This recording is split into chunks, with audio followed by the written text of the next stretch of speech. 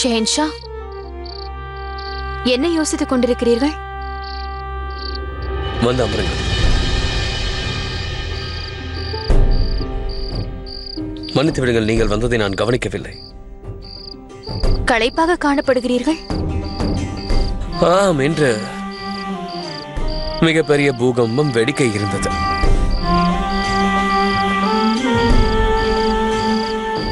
எனக்குள் இதயம் இல்லாத போது என் வாழ்க்கை நன்றாக போய்கொண்டிருந்ததோ என்று சில சமயங்களில் நினைக்க தோன்றுகிறது. எதை நினைத்தும் கவலைப்பட்டதில்லை.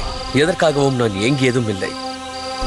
எந்த முடிவெடுப்பதற்கு முன்பும் அதிகமாக நான் யோசித்ததும் இல்லை. மனதில் பட்ட முடிவை நான் எடுத்து விடுவேன். ஆனால் என் மனதில் ஈரம் பிறந்தவுடன் நான் என்னுடைய நெருங்கியவர்களை பற்றி, என்னுடைய மக்களை பற்றி, என் குடும்பத்தில் உள்ளவர்களை பற்றி யோசிக்கின்றேன். அவ்வாறு யோசிக்கும் போது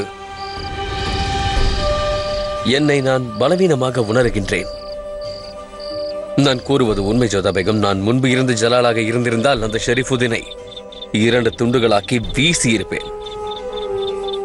எனக்கு ஏற்பட்டுள்ள பயம் என்னவென்றால்,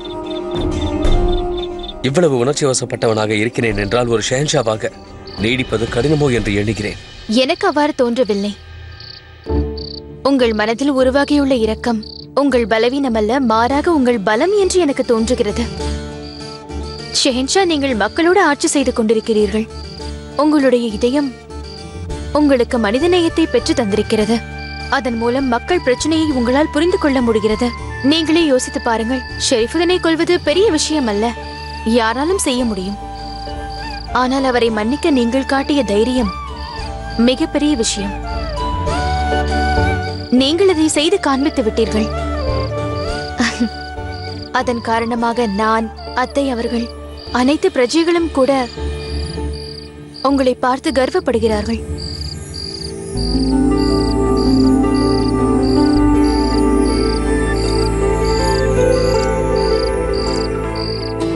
நான் தங்களுக்கு நன்றி கடன் பட்டிருக்கின்றேன்.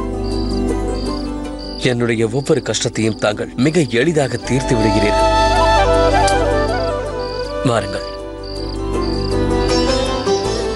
அது மட்டுமல்லாமல் என்னை அணைத்துக் கொள்வதற்கு ஏதோ ஒரு சாக்கை கண்டுபிடித்து விடுகிறீர்கள்.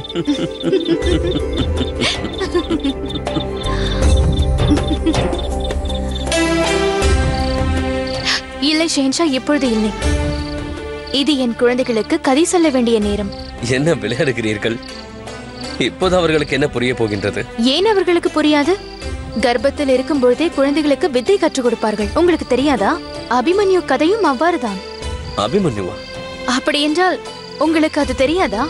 அபிமன்யு மாவீரர் அர்ஜுனனின் மகன், அதோடு கிருஷ்ணரின் மருமகன். என்ன நடந்ததென்றால், குரு துரோணாச்சாரியர் என்பவர் சக்கர வியூகத்தை அமைத்தார். அதை முற்றிலுமாக தகர்ப்பதற்கு அர்ஜுனனுக்கு மட்டுமே தெரியும். ஒரு சமயம் சுபத்ரா அவர்கள் கர்ப்பமாக இருக்கும்பொழுது அவர் நேரத்தை கழிப்பதற்காக அர்ஜுனன் அவர்கள் சுபத்ராவிடம் சக்கர வியூகத்தை உடைப்பதற்கான ரகசியத்தை கூறினார். அப்பொழுது கர்ப்பத்தில் இருந்த அபிமன்யு சக்கர வியூகத்தை உடைத்து உள்ளே செல்லும் ரகசியத்தை தெரிந்து கொண்டார். பிறகு பல ஆண்டுகள் கழித்து மகாபாரத யுத்தம் நடக்கும் பொழுது அர்ஜுனன் யுத்த களத்தில் இருக்க முடியாத சூழ்நிலை ஏற்பட்டது. அப்பொழுது இந்த அபிமன்யு சக்கர வியூகத்தை உடைத்து சென்றார். பிரமாதம். அப்படி என்றால் நமது குழந்தைகளுக்கு இப்போதிலிருந்தே நம் வித்தைகளை கற்றுக் கொடுக்க வேண்டும். ஆம், நான் பாடங்களை கற்றுக் கொடுக்க ஆரம்பித்து விட்டேன். தினமும் அவர்களுக்கு ராமாயணமும் மகாபாரதமும் படித்து காண்பிக்கிறேன்.